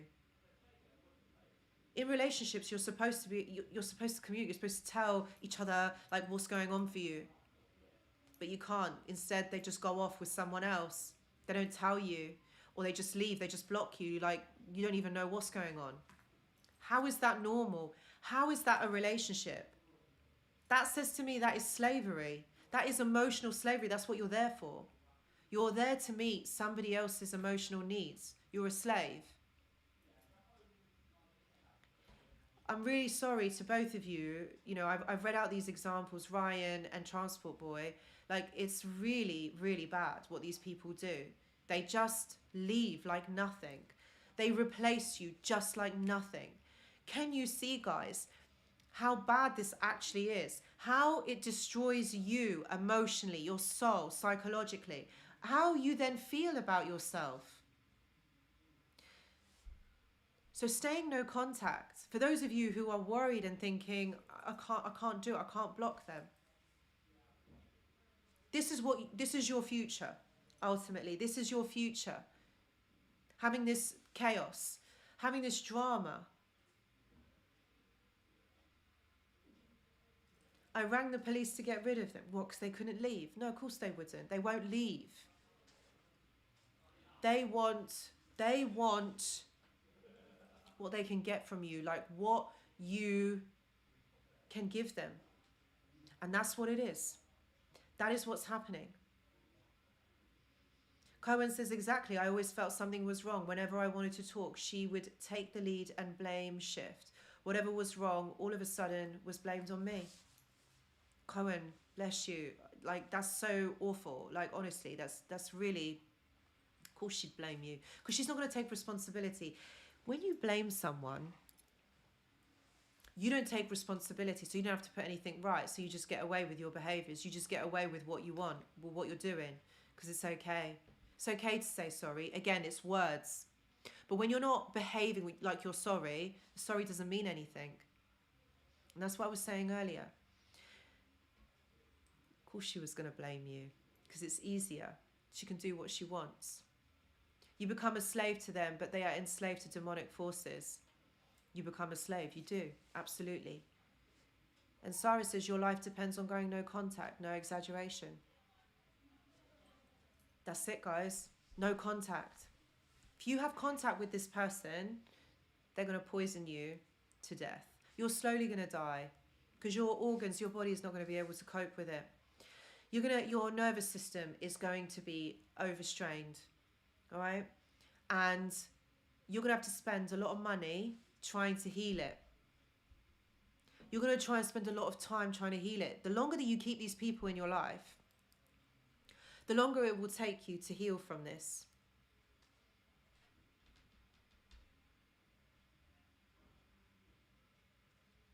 Feliciana says, my ex-narc lied about everything. He told me his mum had died. She was alive. Then he left me for a 17-year-old. He was 40 and the 17-year-old kicked him out.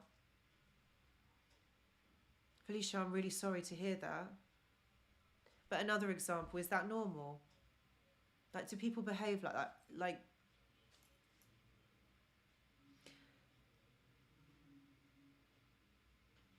I've been ghosted by my husband last year this time. Asha, I'm really sorry. But you know what? He did you a favour. And I know this time is probably really triggering for you, because it is like the holiday season. But they did you a favour. Think about how far you've come in this whole year and what you've learnt about you.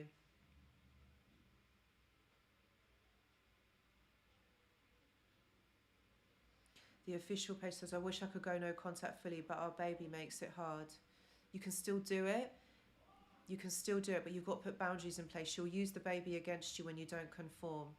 So, because the baby can't speak at the moment, when your child will be a little bit older, it'll be easier. But at the moment, it's going to be a bit difficult. I'm sorry, I know that's not probably what you wanted to hear, but because the baby isn't speaking, can't express itself yet, she's going to use the baby as a pawn against you. You know. Em says, she cheated on me and begged for a second chance. When I forgave her, she discarded me with another person after 6 months. And she said, now you didn't give me time and I cheated on you, but I gave you time. I was like, WTF. Exactly. Does that even make sense? Does that even make sense? So she cheated on you and you were like, okay, I forgive you, which of course a lot of us probably would have done the same thing. And 6 months later, there you go, back to their old behaviours. This is what I'm saying, guys. Once you go no contact, you're not going to have this circus. So the more times that you're bringing this person back into your life, it's going to be the same thing over and over again. They don't change. These people do not change. Why are they going to change when, you know, they get their needs met? Why? They don't need to. They're getting their needs met. They don't need to change. You are giving them what they need. So they're not going to change. So the more times that you accept them back and get into this cycle, like I said, it's amazing. Like, don't get me wrong. It's amazing at the beginning, the first couple of weeks, bang, it's heaven. But that's all it is. It's those couple of weeks and they're going to do the same thing. So you've got to see the wood from the trees. You've got to see the real truth of what's going on. Because if you make that choice, if you stand up for your life by going no contact, by not engaging in this madness of theirs, seriously, like, can you see, like, through all these examples, it is madness. It's not even, like, it's not even normal, is it? Seriously. Chopping and changing, cheating, coming back. What? Like, what? It's because you can give them something that they want. You're transactional. Like what I said about the example that I gave of my mobile phone. I love my phone, but I'm not in love with it. But it can do a lot of things for me. And that's how they feel about you. It's about what you can do for them. So going no contact is going to save your life. Guys, if you haven't already, please press the like button. I'd be really grateful for that. And one of you asked earlier, am I going to do another video with Dr. Eve Lorgan? Do you know what? How long ago was that? It was probably about 2 years ago that I did that. I did that video. It was amazing what I learned from her. But she talks about the oh my God, what was it? The toxic kiss. So I've got to go back and see it. Like, sorry, I can't remember, but that video, she talked about toxic relationships and what narcissists actually are meant to mean within our life, like who they are, what they do. Do you know what? I didn't plan to do a video with Dr. Eve Lorgan, but I think I might do another one, maybe in the new year. I will get in contact with her. She's not easily contactable, not gonna lie. She's not easily contactable, but she's got this wealth of knowledge. Like, yeah, that was a really good interview that I did with her. So yes, I will see, maybe in the new year, definitely. We'll see. Yes, so Cohen says, I did the list, Anushka, pros and cons. Turns out that the only pro was sex. It always is. Isn't it funny? It always is. Which is an embarrassment, but I have to be honest with myself. Thank you for that advice. I always laugh at myself every morning. You're not the only one, Cohen. Like, literally, probably everyone would probably put that in the pro section, because like the sex with them is like fundamentally amazing. But you got to remember, it's for them, it's like machine like. They don't actually connect to you with that. So you know, it's you and other people as well. So that's how you got to see it. Because when, you know, like when you're having sex with someone, as you guys know, this is more about connection to someone rather than it just being, you know, like a mechanical thing, like doesn't mean anything. But for them, it doesn't actually do that. It doesn't actually mean that. So it's about connection. And a narcissist can't feel connection. Toxic kiss. I knew I'd been bitten by a snake. I like that. Yes. Feliciana, I started watching you in 2019 when the divorce got involved and told me I went too fast. I didn't see it. Thank you for watching. Gosh, you've been watching me for a while now. Bless you. I hope that I have helped. So, what are you guys going to do? What are you going to do? You guys are going to stay no contact. That's what you're going to do, because it will help you in the long run. It's going to hurt. There's no pain with no gain, all right? So it's going to be hard at the beginning. Not going to lie. It's going to be hard. But you can't do this to yourselves. Seriously, you can't do this to yourselves. Like, you're going to keep inviting this person back into your life. They will come back. For those of you that are thinking, oh, it's been years. It has been years and nothing. They'll be back. Believe me. I wish I could say what, you know, like how true this actually is. I wish I could like prove it to you guys somehow, but they do come back. Even if do you know what? Even if you block them, they'll find another way of coming back. It's all to do with this attachment disorder. And, you know, when you go no contact, it really helps you with that brain space. You know, like you can have space to process things, space to just think about things that have happened to you.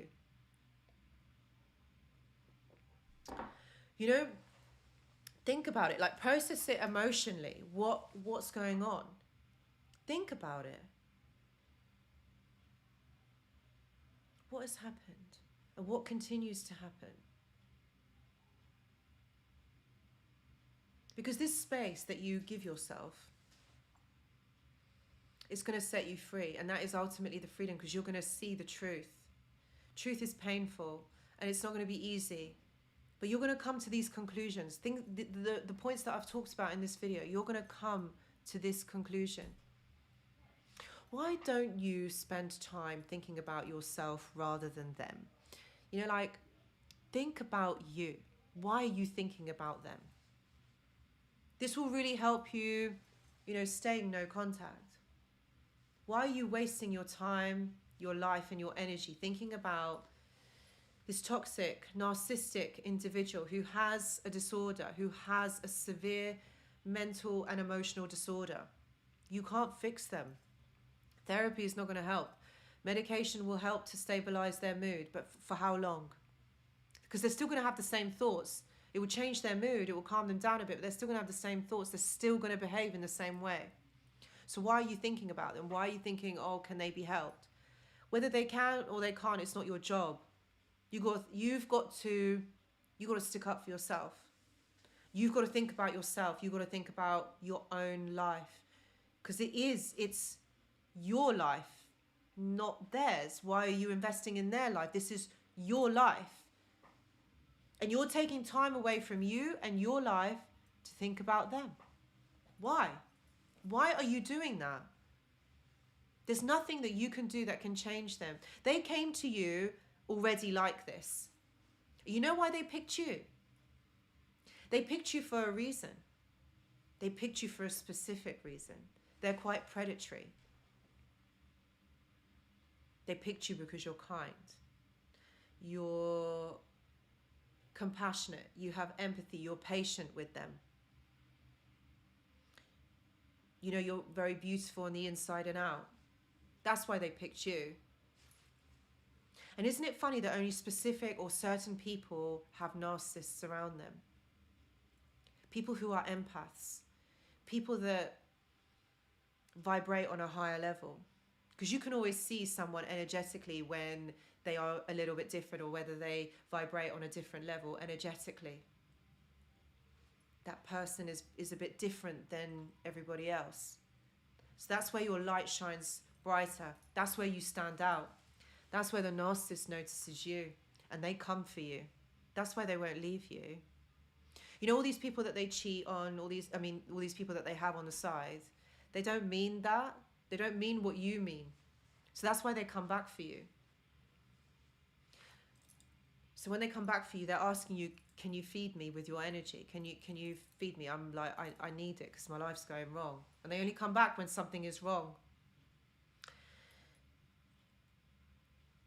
So are you going to, you know, charge up their batteries? Because when you charge them up, they feel all good and happy, they're shining.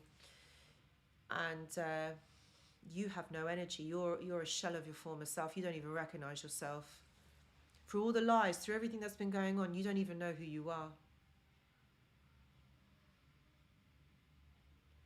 You don't deserve that. That's not why you're here on this earth. You know, when you were a kid at school, did you ever think that this is what was going to happen? Did you choose this as your life path? No, you didn't. No, you didn't. You chose something completely different. And so this person has come to knock you off your life's path. So you got to climb back on it, onto that path. You know, if someone throws you out the door, you climb back in through the window. My dad always used to tell me that analogy. He said, Anushka. He said it in his accent. He said, Anushka, if they throw you out of the door, you have to climb back through the window. I'd be like, Dad, I don't even know what that means, because you used to tell me when I was a kid. But then I worked it out. You know, on some level, he was right. You got to keep going. these people are going to take. They are going to be like that. That's what they do. Because they can't do it for themselves. So they rely on other people. So when you go no contact, you're saying no. You're saying, no, I'm done. I'm not going to do this anymore. I choose me. I choose me and I choose my life. So when you guys are saying, when you're saying, I can't do this, I can't block them, I can't. Yeah, you can. You have to. Because the more that you do it, the more easier it will get. And soon you won't need to look for what they're doing on social media. You don't need to know what they're doing. Who cares what they're doing? It's not really important. Thank you very much. I do try with my accent. Thank you.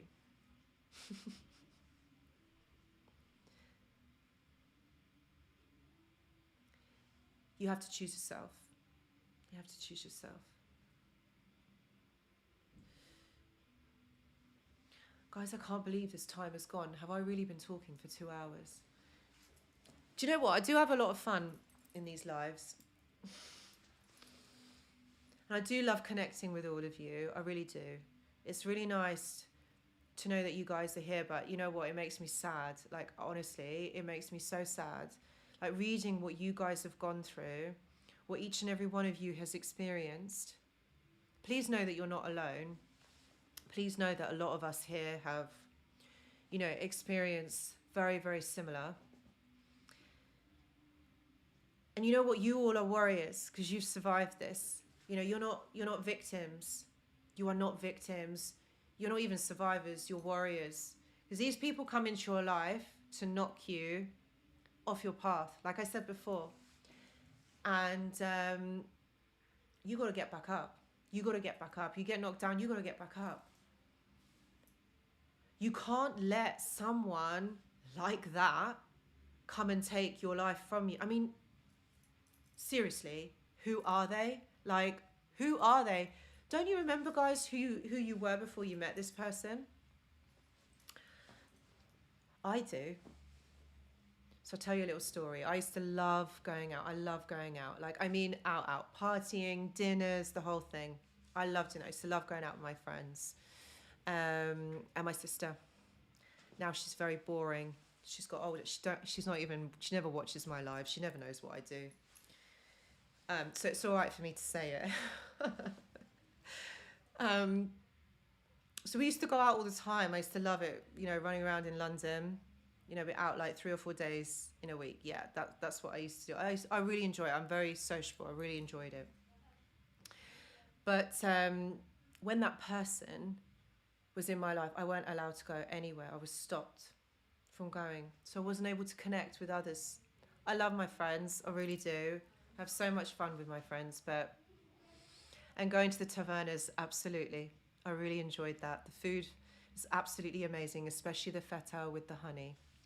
Oh my God. Yes. But that's what I mean. Guys, that's what I mean. They stop you from living your life. And who the hell are they to tell you you can't do something? So what I'm saying is, remember who you were before this person, this being, this sad excuse for a being, I'm not going to say any louder, came in to your life and tried to control and take your life. Never again. You done it once. Once I was fooled, but twice, no. Isn't that a song? Is that a song? Did I just think of that? Guys, am I going mad? Like, is that a song? Once fooled, twice. Oh, I can't remember it. Anyway, I don't know. So, yes, think about who you were. Going out with friends, going to tavernas, doing all this stuff. That's who you are. That's what I enjoyed. Think about who you were. Because that is who makes you. Those are the building blocks of you. All right, and that's what you need to connect to. Like your inner child. Oh, Sean, you as well used to love going out with your friends. Yeah, of course. Until they ruin it all for you, don't they? They try to take so much. They're such liars.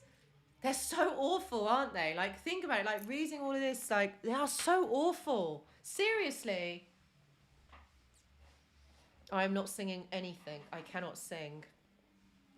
They are just so awful, aren't they? They're like, oh. Aren't you guys happy that you have left this person? Seriously, aren't you guys happy that it's done? That's it. Once bitten, twice shy. Thank you. I knew it was a song. I knew it. Thank you so much, Ellery. Thank you. And no, I'm not going to sing it because I don't actually know all the words. I just know those words and I cannot sing. There is no way. There is no way I'm embarrassing myself. So, yeah.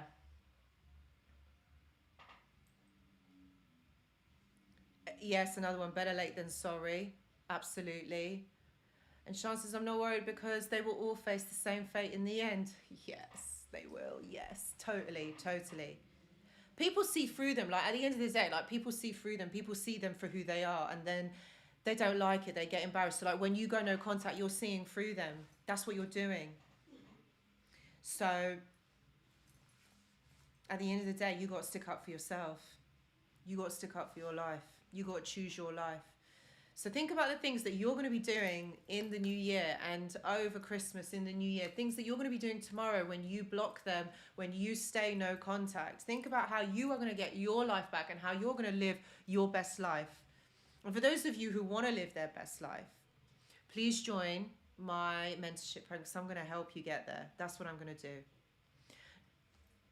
I am not singing, Yang. I'm not making any intro videos, songs, anything like that. There is just no way.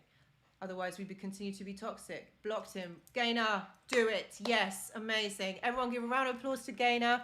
You blocked him. Well done, darling. Well done. I am not going to sing it. I am not. My whole family saw through him. There we go, Matt. They did. Life is infinite. Thank you, Hayley. So, look. Guys, stick up for yourselves. All right, this is your life, not theirs. So they're going to keep coming back. They're going to keep asking you for stuff. It's like they're coming into your bank account and robbing you. They're taking your money, your energy, your love, your kindness. That isn't free. You got to work for it. And it's like they're coming into your bank account and taking money.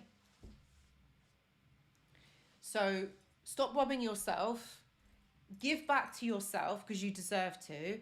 And live your life. Honestly, guys, it's so much better on the other side.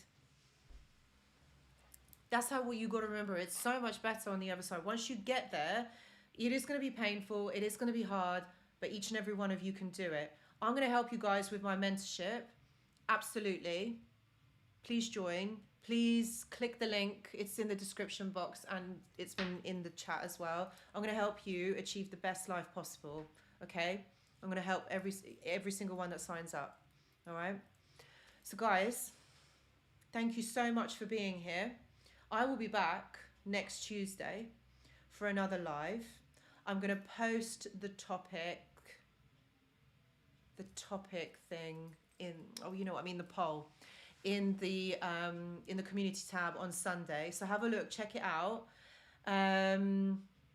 Also, if those of you are not joined on my Instagram, join me over on the Instagram because so many of you ask me like, what are you up to? What are you doing and everything? I'm more like active on Instagram because I can't post all of the stuff onto YouTube because it just doesn't let me like I do longer videos. So you can see what I get up to in the week. I've got a few fun outings, coming up. So that would be great. So yeah, join me over on my Instagram. And if you want to, I do also have quite an active TikTok as well. So join me over on TikTok. But yes, join the mentorship. I'd love to hear from you guys. And please know that I do offer one-to-one. So if any of you are suffering and want to talk about something and get it off your chest or to get some understanding, please know that I do offer that as well. And I will be back with a wonderful video tomorrow. And I forgot what it's called. Hold on. It's called, this is what it's about. How soon does a narcissist get bored of their new supply? that's what the video tomorrow is about. Guys, thank you so much for watching. I really appreciate you spending your time, you know, taking your time out of your day being here with me. I really hope that this has helped. And I will see you guys next week.